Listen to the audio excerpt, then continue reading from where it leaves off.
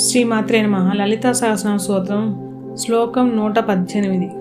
ఆత్మ విద్య మహావిద్య శ్రీ విద్య కామసేవిత శ్రీ షోడసాక్షరీ విద్య త్రికూట కామకోటిక.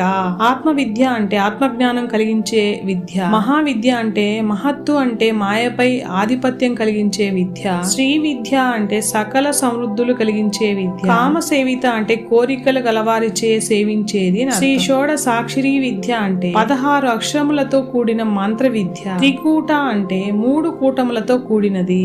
కామకోటిక అంటే కోరికల యొక్క స్వరూపం కలది.